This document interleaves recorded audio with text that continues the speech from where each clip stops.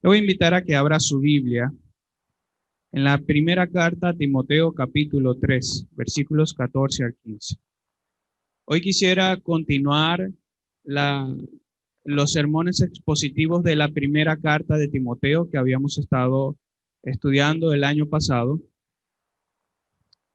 y que podamos saber qué es lo que el Señor dice acerca de la forma en la que debemos conducirnos en su casa. Primera carta a Timoteo capítulo 3, versículos 14 al 15. Dice así la palabra del Señor. Esto te escribo, aunque tengo la esperanza de ir pronto a verte, para que si tardo sepas cómo debes conducirte en la casa de Dios, que es la iglesia del Dios viviente, columna y baluarte de la verdad. Vamos a estar estudiando nada más estos dos textos.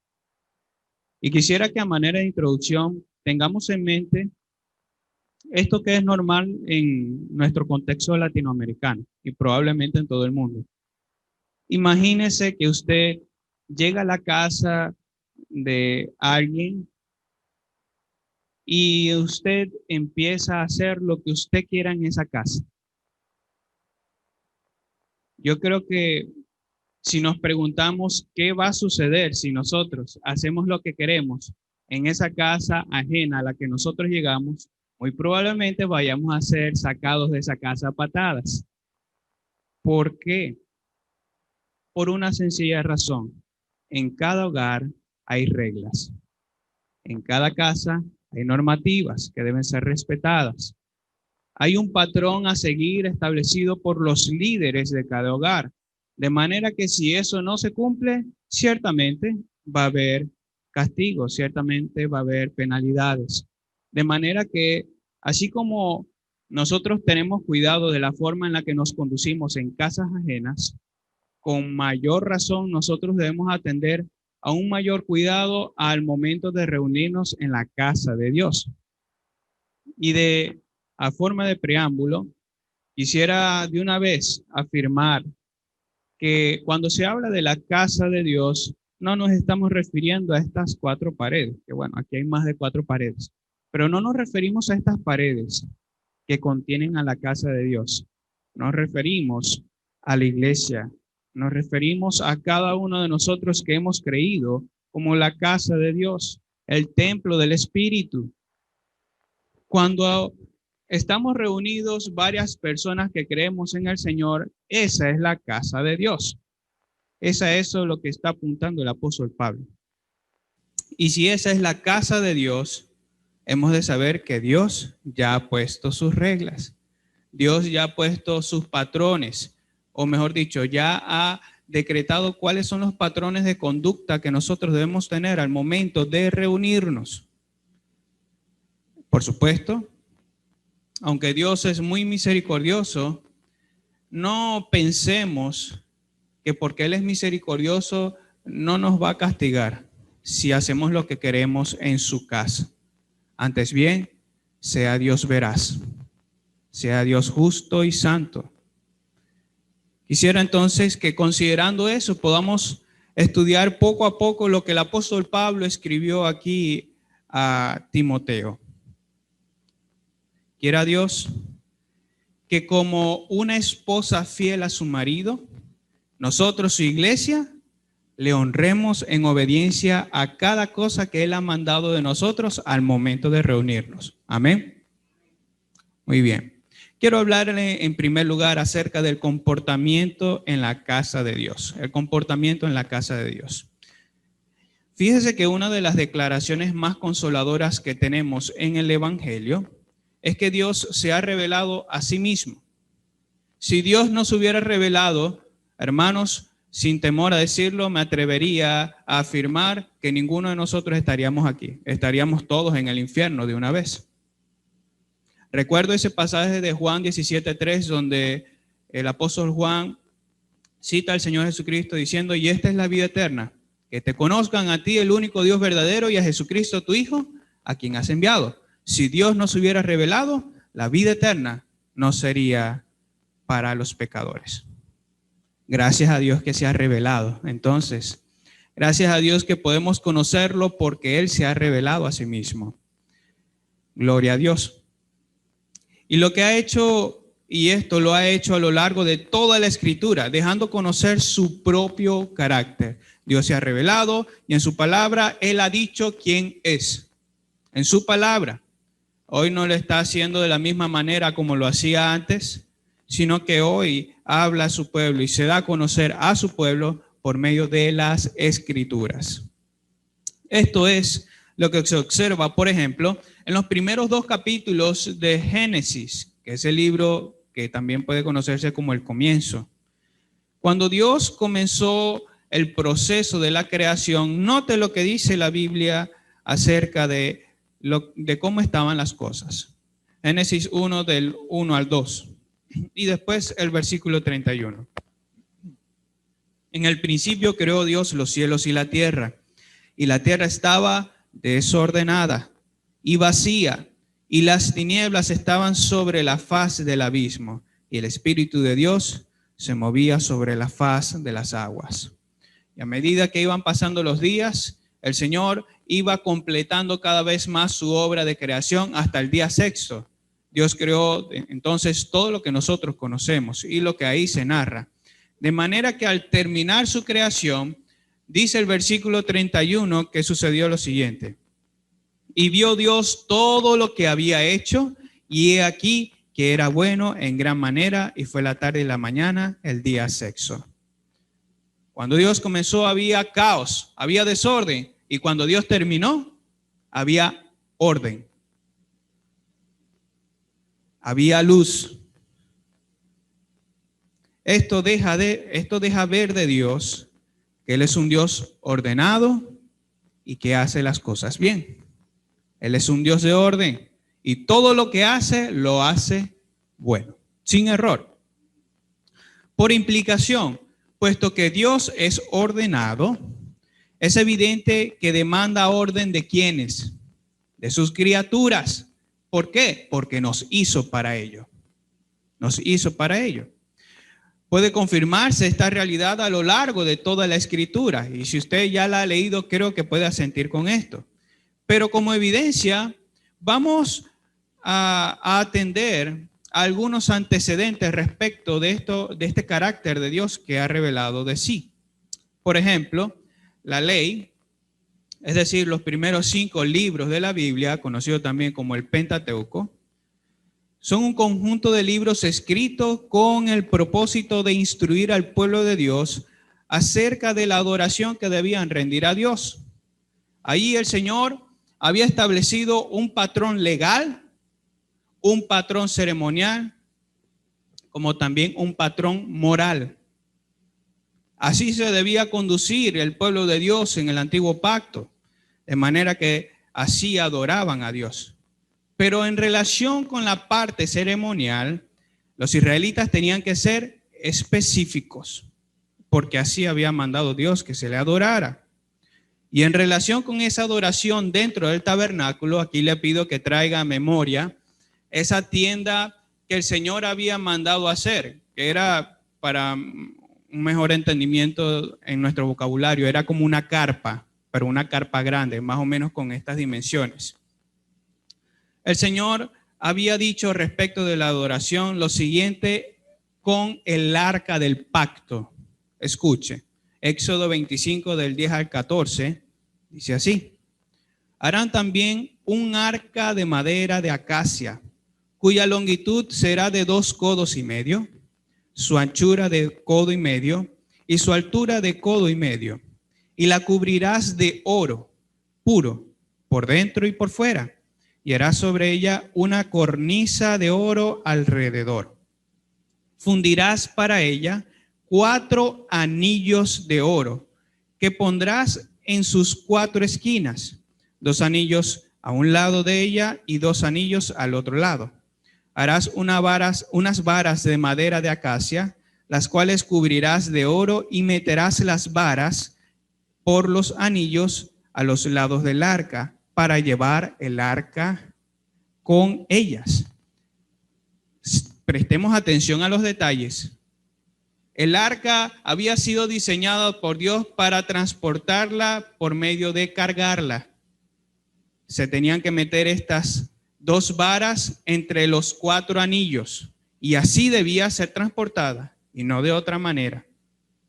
El arca del pacto, con el propiciatorio que estaba encima de él, representaba la presencia misma de Dios en medio de su pueblo, como él lo había dicho al momento de entregar la ley a Moisés en el monte Sinaí.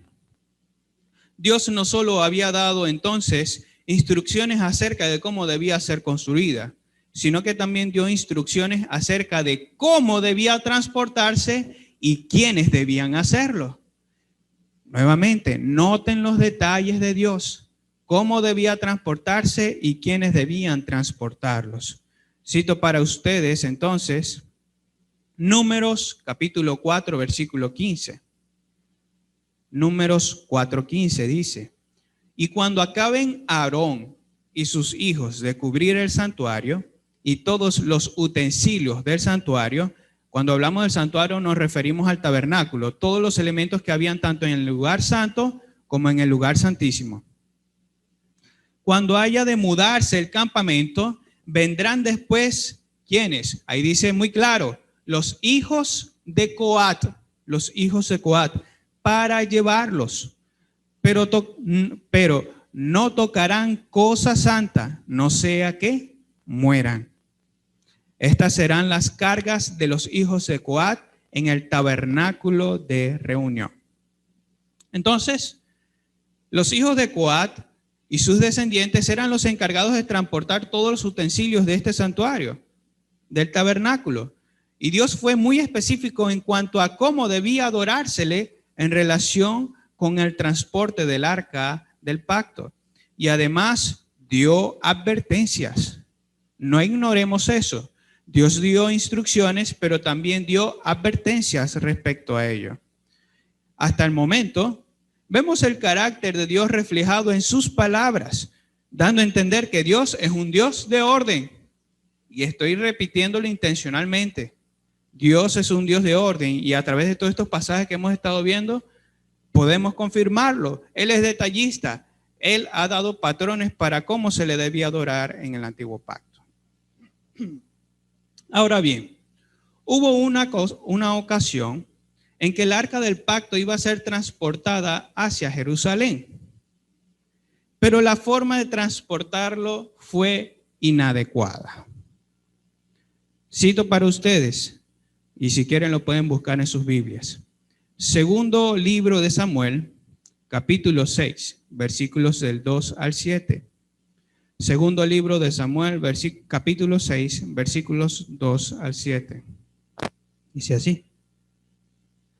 Y se levantó David y partió de Baala de Judá con todo el pueblo que tenía consigo, para hacer pasar de allí al arca de Dios, sobre la cual era invocado el nombre de Jehová de los ejércitos, que mora entre los querubines. Esto es el propiciatorio. Pusieron el arca de Dios sobre un carro nuevo y la llevaron de la casa de Abinadab, que estaba en el collado, y Usa y Ahío, hijos de Abinadab, guiaban el carro nuevo. Y cuando lo llevaban de la casa de Abinadab, que estaba en el collado, con el arca de Dios, Ahío iba delante del arca. Y David y toda la casa de Israel danzaban delante de Jehová con toda clase de instrumentos de madera de haya, con arpas, salterios, panderos, flautas y címbalos. Cuando llegaron a la era de Nacón, y presten atención a esto, Usa extendió su mano al arca de Dios y la sostuvo, porque los bueyes tropezaban. Y el furor de Jehová se encendió contra Usa, y lo hirió allí Dios por aquella temeridad, y cayó allí muerto junto al arca de Dios. Este es uno de esos pasajes que, por supuesto, que llenan nuestras mentes de preguntas. Por ejemplo, podríamos pensar, oye, bueno, el arca se iba a caer. Alguien tenía que detenerlo. Alguien tenía que procurar extender su mano para que no se pudiera caer el arca. Sin embargo, analicemos varias cosas aquí. Si preguntamos quiénes debían llevar el arca, tendremos que decir que eran Coat y sus descendientes. Usa, como tampoco Ahío, ninguno de los dos era descendiente de Coat. Y otra cosa, la manera en la que se estaba transportando debía ser cargándola con 2 varas que estaban metidas entre los 4 anillos. ¿Se estaba haciendo así? No, había sido puesta sobre una carreta que era tirada de bueyes. Quiere decir que ahí hubo 2 faltas. ¿Cuál fue la tercera? El Señor había dicho que aún los hijos de Coat tenían que evitar tocar cosas santas, porque al momento de hacerlo, iban a morir. Y eso fue lo que le sucedió a Usa. Usa creyó que podía tocar el arca de Dios para detener su caída, y en ese instante el Señor se llenó de ira y lo mató. Respecto de este texto que acabamos de leer, han sido varios los que hablan mal del nombre de Dios al creer que lo que Dios hizo estuvo mal. Esto es quitarle la vida a Usa. Pues este hombre tenía una buena intención al no dejar que cayera el arca de Dios. Y al respecto de este tipo de afirmaciones o declaraciones, es necesario mencionar que Dios es santo y justo. Santo y justo. Ante cualquier justificativo que se pudiera dar de Usa, es necesario declarar que Dios fue muy claro respecto de cómo y quiénes debían transportar el arca del pacto. Entonces esto deja ver acerca de Dios, no solamente que es un Dios ordenado, sino que también es justo, veraz y santo, y que hace justicia a su nombre. Vamos a notar esto a lo largo de la Biblia, y que de hecho él mismo lo declara: Dios es celoso de su nombre. No de casualidad, él mismo dijo ahí entre los mandamientos, el decálogo: no tomarás el nombre de Jehová tu Dios en vano, porque el nombre de Dios es santo. De manera que cuando todo esto sucedió, el Señor estaba siendo totalmente justo y conforme con su propia naturaleza. Y lejos esté de nosotros pensar que el Dios del Nuevo Testamento es mejor que el del Antiguo Testamento. Cuidado con eso, lo repito. Lejos esté de nosotros pensar que el Dios del que el Dios del Nuevo Testamento es mejor que el del Antiguo. Y le voy a decir por qué. Tenga cuidado con eso, porque si usted piensa de esa manera, usted está pensando blasfemamente.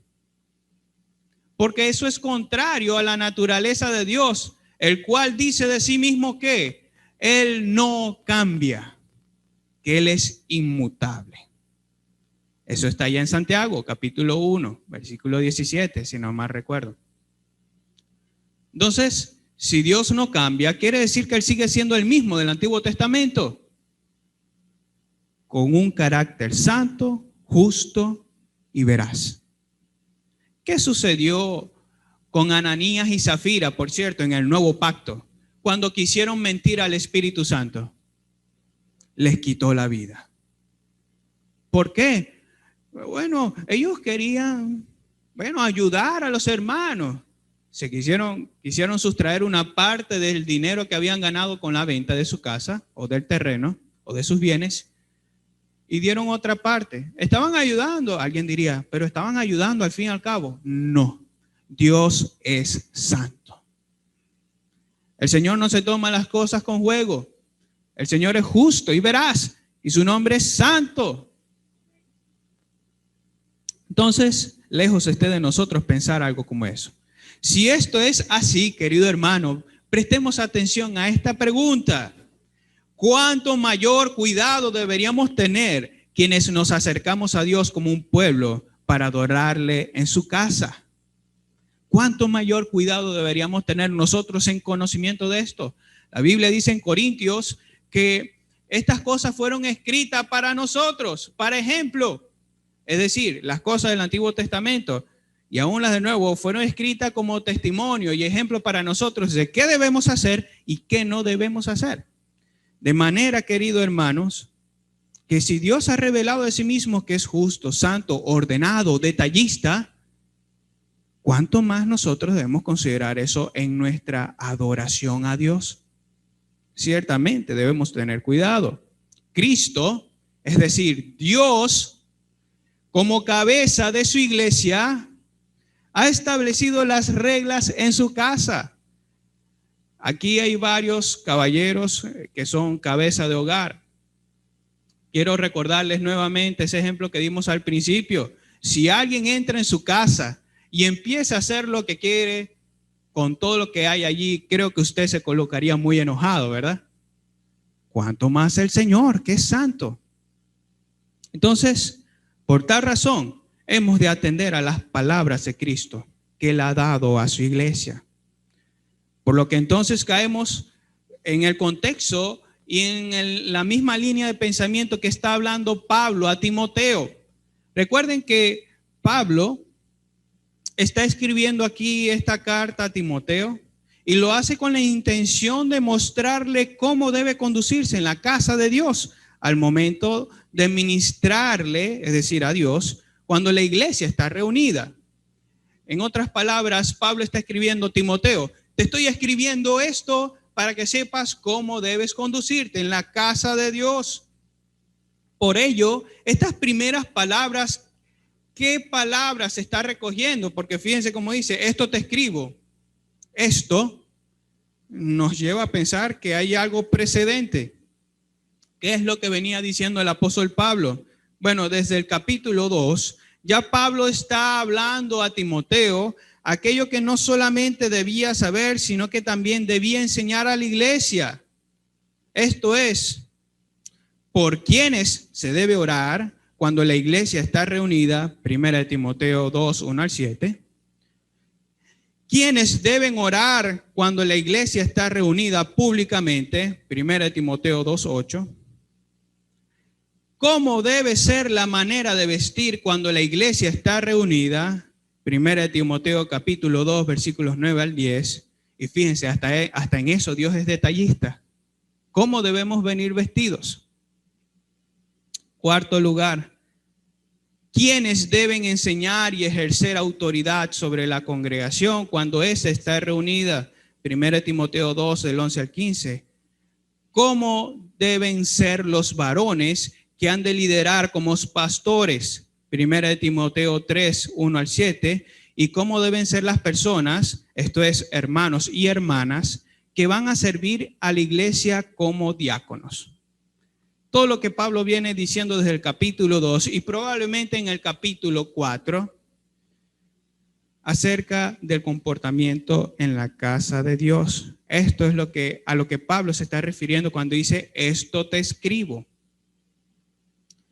Y es propicio afirmar que todo lo que hay que saber acerca de cómo ministrar al Señor cuando la iglesia está reunida no está concentrada en estos versículos solamente. Seríamos insensatos si dijéramos: no, aquí está todo lo que tenemos que saber. En realidad hay más cosas. Hay más cosas que el Señor ha revelado acerca de cómo se le debe adorar. La Biblia es el contexto del cual hemos de tomar el patrón que cada creyente debe seguir al momento de ministrar al Señor. Patrones de conducta y patrones en nuestra forma de pensar. Porque si bien nosotros debemos considerar la manera en cómo comportarnos, también debemos considerar la manera en que debemos pensar al venir aquí. Porque no de casualidad, dice ya el Salmo, que nos presentemos delante de Él ¿con qué? Con gozo, con acciones de gracia. Eso era parte de lo que hablábamos el jueves 31. Que nuestra actitud al estar aquí no debe ser, disculpen mi vocabulario, como refunfuñando: bueno, ya llegó el domingo, ¿qué más? Tengo que ir para allá. No, hermano, lejos esté de nosotros ese tipo de pensamiento. Antes bien, el Señor dice que vengamos con gozo, con acción de gracias. Esta mañana tuve el privilegio de compartir con mis hermanos, con ustedes, Ese texto donde también habla David. Yo me alegré con los que me decían, a la casa de Jehová iremos. Esa debe, entre otras actitudes, esa debe ser una de las actitudes que deben estar presentes en nuestros corazones al momento de venir aquí. Así que, hermano, cuide su actitud, es decir, su forma de pensar, su motivación para estar aquí, y cuide también de su conducta. Usted no puede venir a hacer lo que usted quiera aquí en esta casa de Dios. Dios es quien dice cómo debemos comportarnos. El apóstol entonces tenía la intención de ir a visitar a Timoteo en Éfeso. Recuerden que Pablo estaba en Macedonia y había dejado a Timoteo encargado de la iglesia en Éfeso. Seguramente la iglesia en Éfeso ya tenía varios pastores. Eso es lo normal, que una iglesia tenga varios pastores. Pero había este grave problema. Algunos de esos pastores eran contrarios al Señor. No habían nacido de nuevo. De allí que en el capítulo 3 el apóstol Pablo indique cómo deben ser los líderes, los pastores, refiriéndome a eso. ¿Cómo deben ser los pastores que deben guiar a la iglesia de Cristo? No como Himeneo y Alejandro, como los encontramos en el capítulo 1, que eran personas que eran contrarias al evangelio y a quienes también fueron expulsados de la iglesia de Cristo. Entonces, el apóstol ciertamente está escribiendo para que Timoteo siguiera ordenando las cosas. Pablo probablemente haya llegado con Timoteo y cuando llegaron allá, a lo mejor pudieron ver un gran desastre en la forma en la que la iglesia de Éfeso se estaba conduciendo, por lo que entonces Pablo, junto con los colaboradores, empezaron a ordenar las cosas. Pablo se tuvo que ir a Macedonia y dejó a Timoteo. Hijo Timoteo, esto te encargo. Vela porque se cumplan todas estas cosas que te estoy escribiendo. Para él, estas cosas no eran secundarias. Para él, estas cosas no eran de tercer orden. No, para el apóstol Pablo, estas cosas que estaba escribiendo eran prioridad. ¿Por qué? Amados, es la casa de Dios. Usted obviamente puede estar en su trabajo y a lo mejor puede haber patrones de conducta y usted dice, no, yo hago lo que quiero aquí. O en su casa, a lo cual le diría, tenga cuidado. Recuerde que usted, si ha creído en el Señor, su testimonio debe ser recto, íntegro. Pero si usted está en la casa de Dios, usted debe ser temeroso. En todas partes.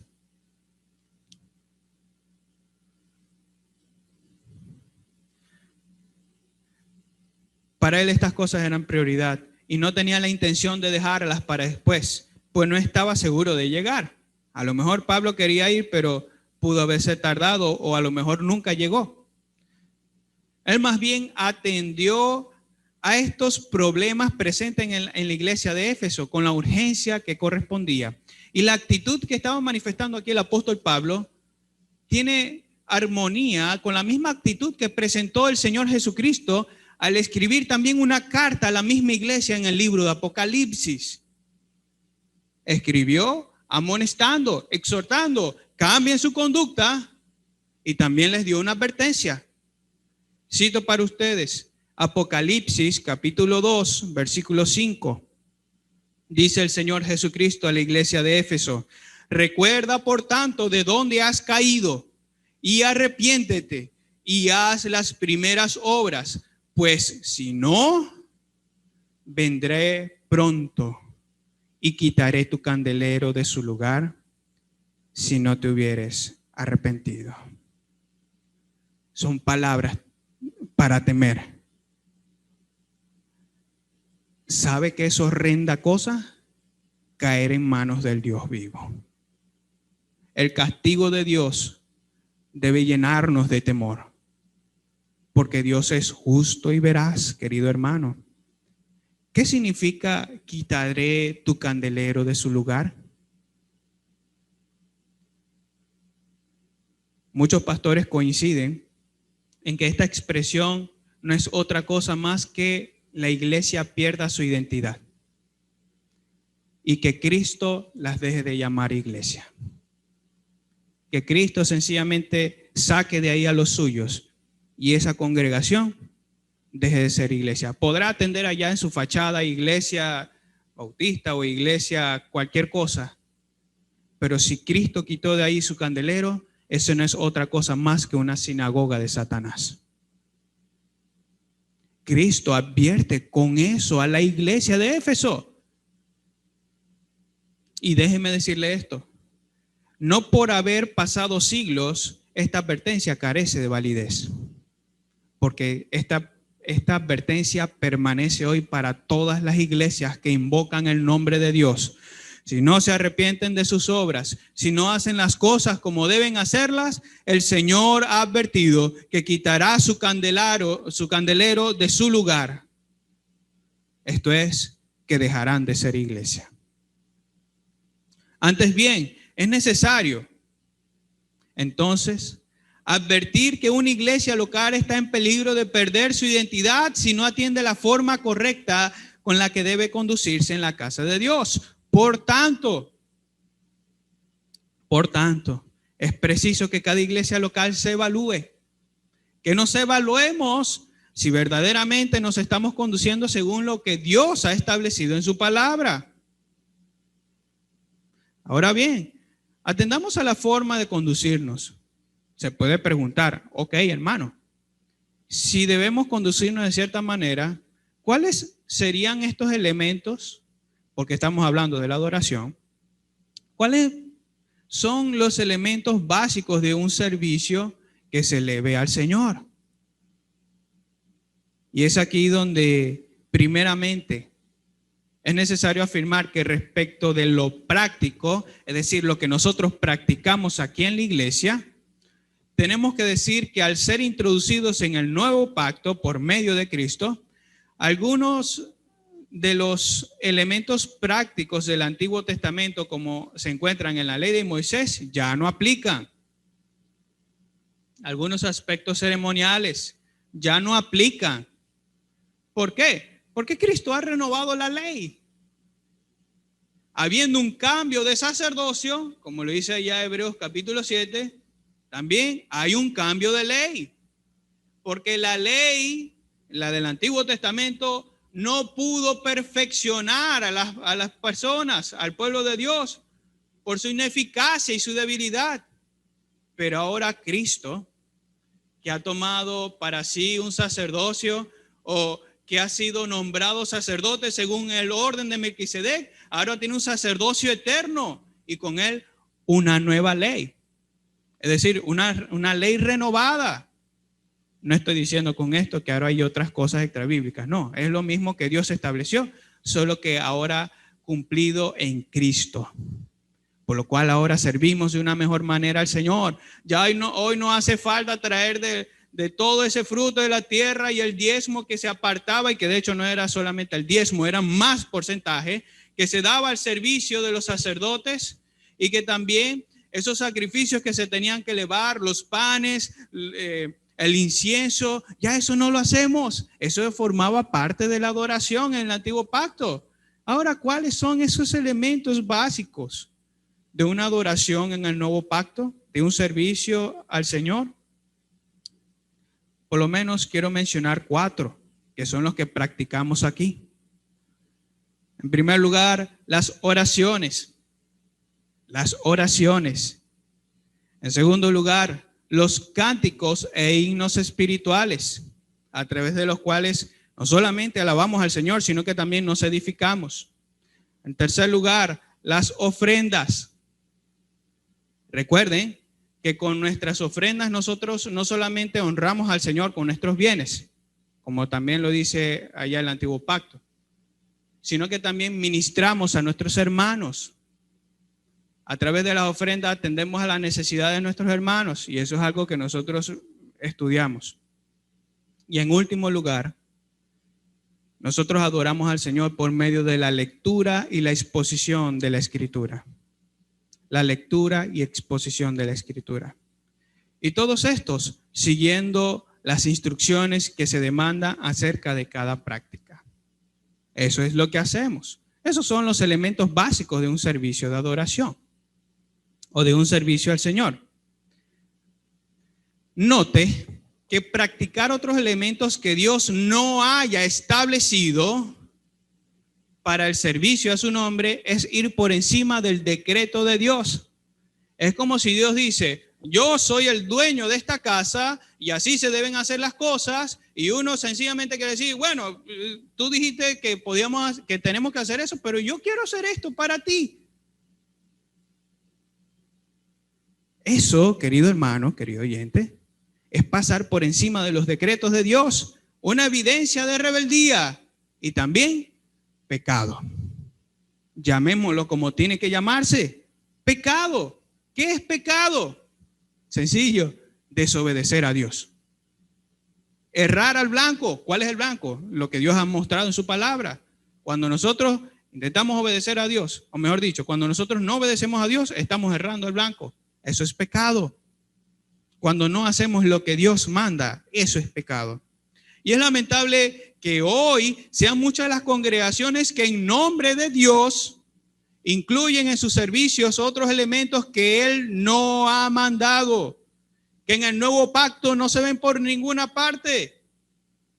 Por ejemplo, las danzas, las artes escénicas y otras cosas que pertenecen a los gustos de las personas del presente siglo. No hace mucho escuché que una iglesia tenía en medio de sus servicios una proyección de del mundial de fútbol. Oh, querido hermano, el nombre de Dios es santo. Aquí no podemos hacer lo que queramos. Cuando la iglesia está reunida, el dueño y el Señor de esa casa es Dios. Lejos esté de nosotros incluir algo que Dios no ha querido ni ha pedido. Ante algo así es propicio que recordemos que Dios es celoso y su nombre es santo. Cuando Nadab y Abiú, y recordarán este suceso, cuando Nadab y Abiú ofrecieron un fuego extraño que Dios no mandó, el Señor los consumió. Levíticos capítulo 10, versículos 1 al 3 dice, Nadab y Abiú, hijos de Aarón, tomaron cada uno su incensario y pusieron en ellos fuego, sobre el cual pusieron incienso y ofrecieron delante de Jehová fuego extraño que él nunca les mandó. Y salió fuego de delante de Jehová y los quemó y murieron delante de Jehová. Y fíjense lo que sucedió después. Entonces dijo Moisés a Aarón, esto es lo que habló Jehová, diciendo, en los que a mí se acercan, me santificaré. En los que a mí se acercan, me santificaré, y en presencia del todo pueblo seré glorificado. Es como Dios quiere. ¿Qué hizo Aarón? Cayó. A lo mejor Nadab y Abiú tenían buenas intenciones. Esas cosas eran antiguas, hay que actualizar, utilizando las expresiones que hoy en día se usan. Esas son cosas del pasado. Ya hoy tenemos que introducir más cosas, algo que llame la atención, algo que mueva a las personas. No, es como Dios manda, es según el Señor de la casa ha dicho. Y aunque es cierto que por la misericordia de Dios no hemos sido consumidos todavía, su misericordia no debe considerarse como una carta libre para hacer lo que se quiera en su casa, para tentarle y buscar su castigo. Amados hermanos, no tentemos a Dios. El Señor es justo y veraz, y Él cumplirá con su palabra. Antes que buscar su castigo, busquemos su gloria. Tampoco pensemos que si hay una buena intención en nuestros corazones, entonces es permisible todo lo que se quiera hacer para Dios. Porque también es el caso. Hay algunas personas que dicen, bueno, esto no lo dice la Biblia, pero yo quiero hacerlo porque por medio de esto quiero adorar a Dios. ¿Y quién te ha dicho a ti que tú eres el que coloca las reglas acerca de cómo adorar a Dios. Dios ha dicho cómo se le debe adorar. Recordemos el antiguo pacto. Dios dijo, el arca tiene que tener 4 anillos y 2 varas para transportarlas. Quienes las van a transportar son Coat y sus descendientes. Tienen que esperar que Aarón y sus hijos terminen todo y lo cubran todo y no toquen cosas santas, porque si no morirán. Debe ser transportado por carga. Y si no lo hacen, morirán. Dios sigue siendo el mismo hoy, queridos hermanos. Dios sigue siendo el mismo Dios de ira. El mismo Dios que también es misericordioso, también es justo. Y Él cumple con su palabra. Dios nos ayude, queridos hermanos, a evaluarnos todo el tiempo y a preguntar, Señor, ¿te estoy obedeciendo como tú mandas? Y decir como el salmista, Señor, evalúa mi vida y ve si hay en mí caminos de perversidad y guíame por el camino eterno. Siempre debemos hacer esa oración y pedirle al Señor que si hay un error en nuestra adoración que como iglesia rendimos a Él, podamos cambiarlo y hacer como Dios manda. Eso nos lleva a nuestro segundo punto para finalizar por hoy. Versículo 15, parte 2. ¿Qué es la iglesia del Dios viviente? Columna y baluarte de la verdad. ¿Qué es la iglesia del Dios viviente? Columna y baluarte de la verdad. Este es uno de los textos que a mí en particular, el 14 y el 15, son uno de los preferidos y por los que estuve esperando mucho por poder hablar.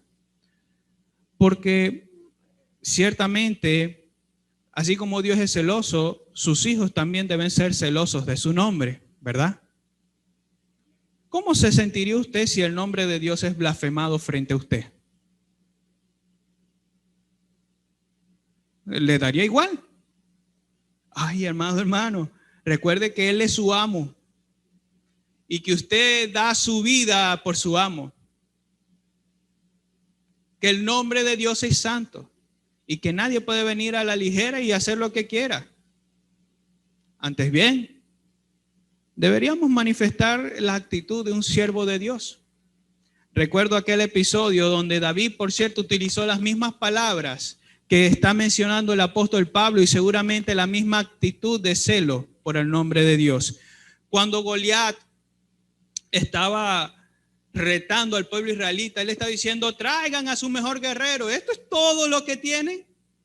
Y se burlaba constantemente del pueblo de Dios, día tras día, acercándose y retando otra vez al pueblo, humillándolos. Pero ¿cómo se acercó David? Quiero invitarles a que leamos el primer libro de Samuel, capítulo 17, versículo 26. Primer libro de Samuel 17, versículo 26. Entonces habló David a los que estaban junto a él diciendo, ¿qué harán al hombre que venciere a este filisteo y quitare el oprobio de Israel? Porque, y fíjense lo que él dice respecto de Goliat, ¿quién es este filisteo incircunciso para que provoque a los escuadrones del Dios viviente?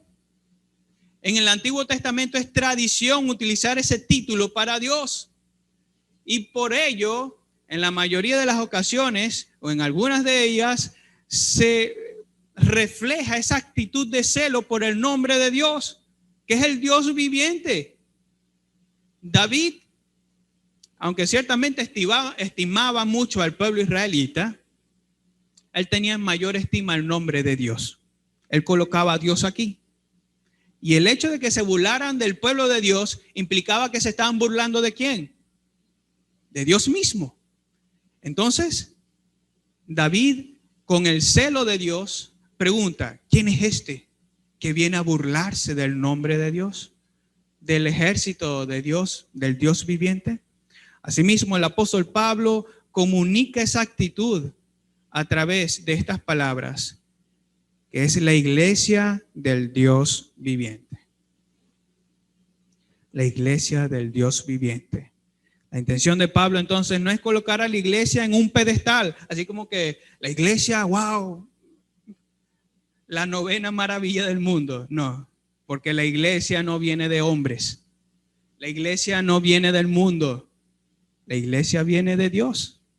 Y es por ello que en esta primera parte de esta segunda, del versículo 15, o la segunda parte, mejor dicho, lo que está haciendo Pablo es hablar acerca de la identidad de la iglesia. La identidad de la iglesia. Él se enfoca en hablar de quién procede, pero también de quién es posesión la iglesia. En lo que podemos entonces ver que se dice acerca de la iglesia, en primer lugar, a quién pertenece, y en segundo lugar, cuál es su competencia o cuáles son sus deberes. Nuevamente, ¿cuál es la identidad de la iglesia? ¿A quién pertenece y cuáles son sus competencias o deberes?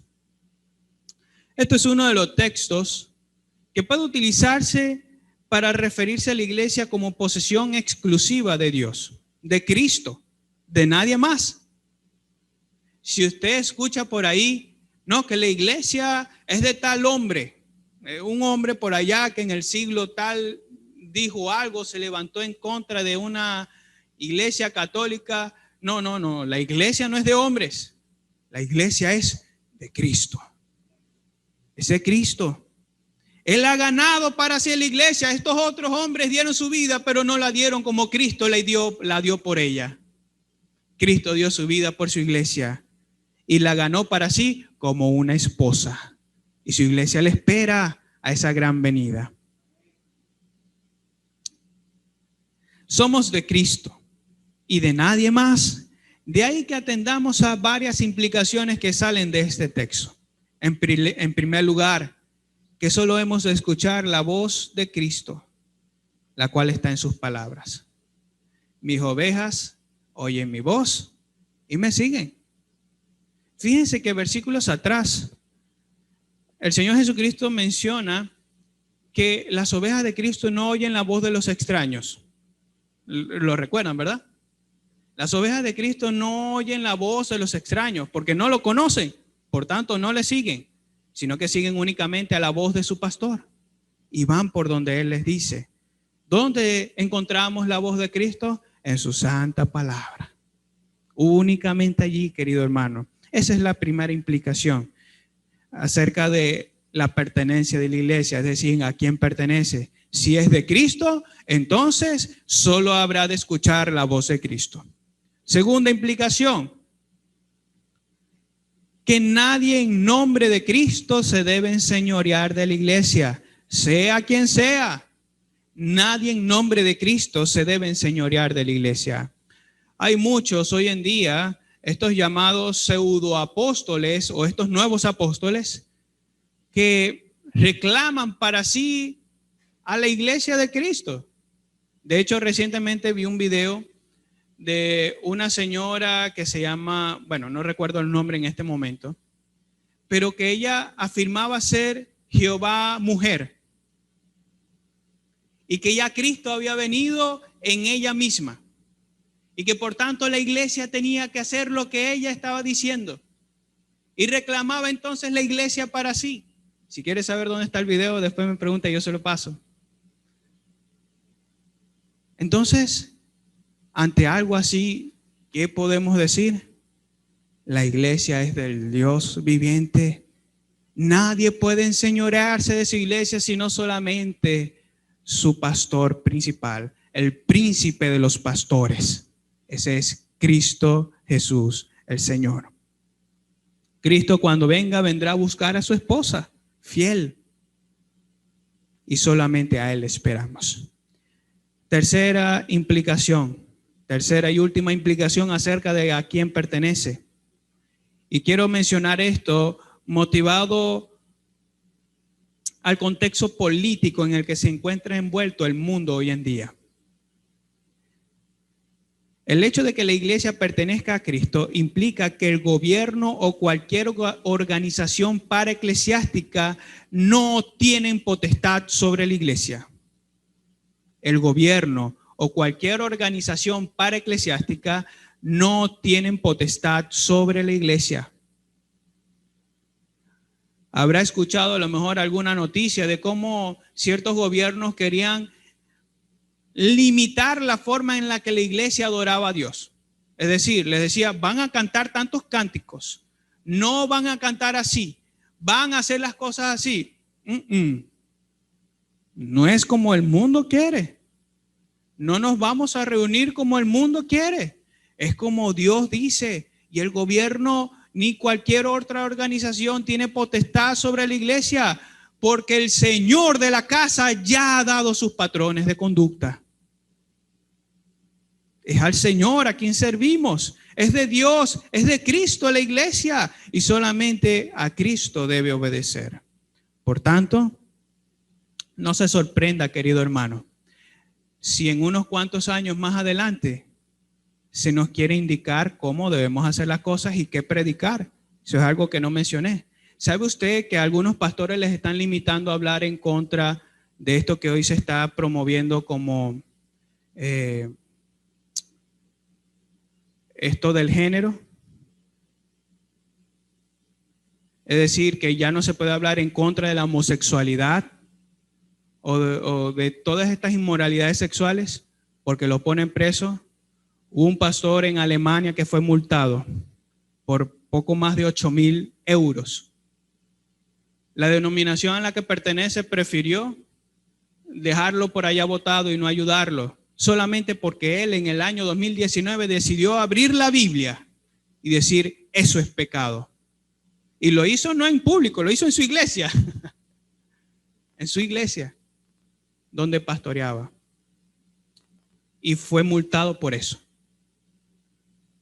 Puede ser que llegue el tiempo en el que entonces la iglesia empiece a ser perseguida más todavía. Y en nuestro contexto latinoamericano también. Dios nos guarde. Pero si hemos de padecer por Cristo, recuerden esto. Somos bienaventurados. Somos portavoces de Cristo. Somos embajadores del reino de Dios. Hablamos las buenas nuevas de salvación. Hablando también de las advertencias de Dios. De que todo aquel que se oponga al reino de Dios está expuesto al lago de fuego y a la ira de Dios. Por otro lado, respecto a la competencia de la iglesia, se dice que ella es columna y baluarte de la verdad. La ilustración señala el deber que tiene la iglesia de resguardar la verdad revelada de Dios. Solamente Dios ha encargado a la iglesia el papel de resguardar su palabra. Y solo la iglesia es el organismo viviente. Y escuche esas palabras que estoy usando intencionalmente. Organismo viviente. De ninguna otra organización o de ninguna otra persona o grupo, Dios ha dicho que la iglesia es su cuerpo. ¿Está escuchando con atención? En Efesios nosotros encontramos que la iglesia es el cuerpo de Cristo. Y de ningún otro grupo de personas Dios ha dicho que sean parte de él. Por tanto, si somos cuerpo de Cristo, somos un cuerpo viviente. Organismo viviente que se encargan de ¿qué? De varias cosas que están en la palabra, pero específicamente en este texto, de resguardar la palabra de Dios. Ahora, ¿cómo resguardamos nosotros la palabra de Dios? Es una pregunta interesante, porque la palabra de Dios, en un sentido, se guarda por ella misma. Una vez mencionó un pastor, ya él está muerto, él decía que la palabra de Dios no hay que estarla defendiendo, en un sentido, ¿no? Solamente ella es como un león que hay que abrirle la puerta para que sencillamente vaya y haga destrozos. La Biblia tiene su propio poder inherente a ella. Ella es la palabra de Dios. Ella tiene poder suficiente. No hay que cambiarla, no hay que adornarla. Ella cumple su función ella misma. Pero ahora, ¿en qué sentido dice Dios que la iglesia resguarda su palabra? Bueno, en el hecho de que ella no solamente procura preservar estas doctrinas reveladas en ellas, sino que también las proclama. Quiero mencionar aquí dos ocasiones históricas En el primer siglo de la iglesia, cuando había, o en los primeros siglos de la iglesia, quizás el primer, segundo y tercer siglo, hubo un desorden respecto de qué era la palabra de Dios o cuáles libros eran la palabra de Dios, hasta el punto tal que los primeros padres de la iglesia, habiendo escrito algunas cartas y demás, se leían en la iglesia como si fuera revelación de Cristo, es decir, como si esos fueran escritos de Dios mismo también. Pero una vez que hizo falta que se estableciera el canon, es decir, aquello que se consideraba como palabra de Dios, la iglesia, en un consenso, sencillamente dijo, reconocemos como palabra de Dios este libro, este libro, este libro, este libro. Y es por eso que hoy tenemos lo que conocemos como el Nuevo Testamento. ¿Quién se encargó de resguardar eso? La iglesia, porque al fin y al cabo no son otras organizaciones paraeclesiásticas las que dicen, bueno, nos parece que estos son los libros de la Biblia. Y le digo por qué. Porque hoy en día ya se están metiendo por allá algunas organizaciones diciendo que hay estos libros apócrifos que también son parte de la Biblia, revelados por Dios. Y no, la iglesia desde los primeros siglos ya había dicho, o había reconocido, mejor dicho, esto es lo que Dios ha dicho, esto es lo que Dios ha revelado. Y por supuesto tomaron ciertas normas para afirmar esas realidades. Entonces, la iglesia se encarga de resguardar la palabra de Dios, de guardarla y proclamarla. Cuando hubo personas que querían cambiar la palabra de Dios conforme a sus propias filosofías, por ejemplo, que hay algunos que creían que Dios, es decir, que Cristo no se había manifestado en carne, esos textos que nosotros literalmente lo leemos, que Cristo vino en carne, ellos los cambiaron y escribieron que vino en otra forma, era de forma virtual, no era en carne, sino que veíamos la figura de Cristo humana, pero no era un humano, era como un fantasma. No, hermano. Fue allí cuando el Señor utilizó a sus propios apóstoles y allí reveló: todo espíritu que confiesa que Jesucristo ha venido en carne es de Dios, pero todo espíritu que no confiesa que Jesucristo ha venido en carne, el tal no es de Dios, sino que es del anticristo. Fue allí entonces, en ese contexto, que se evidenció la necesidad de tener la palabra de Dios. Por otro lado, siglos más adelante, más o menos por allí en la era, la Edad Media y unos cuantos años más, hubo dentro de la iglesia personas que, motivados por el celo de Dios, entendieron que la palabra no estaba reservada para la élite religiosa, que la Biblia no era pertenencia del Papa y de este conglomerado de personas supuestamente súper santas. No. Estos hombres más bien entendieron que la Biblia es la palabra de Dios revelada para su pueblo. De allí que se hayan encargado de traducir la Biblia a diferentes idiomas y la hayan dado al pueblo común, a la gente que decían esta superélite. No, ellos no pueden leer la Biblia, solamente el Papa y la iglesia son los que pueden interpretar. Cuando digo iglesia me refiero a ese grupo, a esa élite, no iglesia como nosotros, sino ese grupo principal. No recuerdo ahorita el término. Solamente ellos podían interpretar la iglesia, la palabra de Dios. No. Estos hombres de Dios entendieron, la palabra de Dios es para el pueblo de Dios. Y fue así entonces que hasta hoy en día se sigue traduciendo la Biblia a más idiomas y se sigue dando la palabra de Dios a más personas. La iglesia se encarga no solamente de guardar la palabra de Dios, sino también de proclamarla, de llevarla a todas partes para que las personas conozcan más al Señor que se ha revelado. En conclusión, la casa de Dios no es una composición estructural de 4 paredes con fundamento y techo. La casa de Dios es su iglesia. Es el cuerpo de Cristo. Y en su casa, Dios ha establecido las reglas a seguir. no nuestras, sino las de Él. De manera que nadie hace lo que quiere, sino lo que Él quiere. Y cuando la iglesia atiende este principio trascendental, los deseos y enfoques humanos se desvanecen. Cuando entendemos que las cosas se hacen como Dios quiere, ya el hombre no va a estar en nuestro centro. Ya nuestro enfoque no va a ser, vamos a cantar esto para que los hermanos se sientan bien, vamos a hacer esto para que otros hermanos se sientan. No.